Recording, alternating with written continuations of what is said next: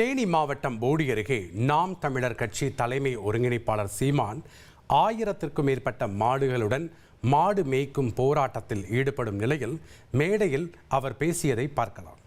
ஆடு மாடுகள் அங்கு சென்று மேய்வதால் காடு வளப்படும்.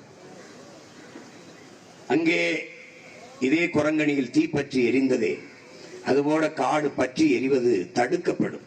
தீயின் தொடர்ச்சியின்றி அது அந்தந்த இடத்திலே நின்றுவிடும்.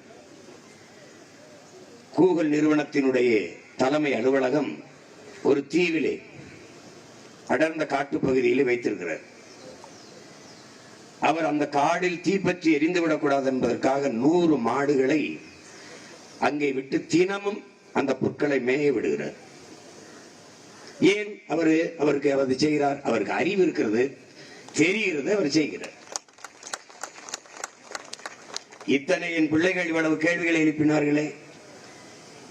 எங்க ஐயா கென்னடி உட்பட என் தம்பி இளஞ்செழியன், சீமான், என் தம்பி துரைமுருகன் எல்லோரும் இங்கே மலையை இதே குரங்கணியில் அறிவார்ந்த என் அன்பு சொந்தங்களே, இதே குரங்கணி, இதே தேனியிலே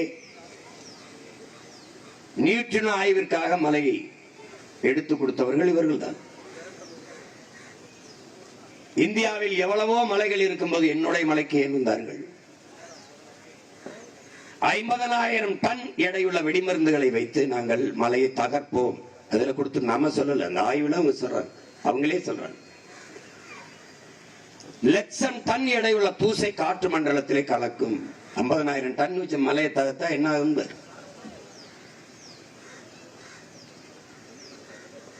கல்குவாரிகள் என்கிற பெயரிலே வெடியை வைத்து பாறைகளை தகர்த்து என் தாயின் மாறை அறுத்து காசாக்கி கொண்டிருக்கிறார்.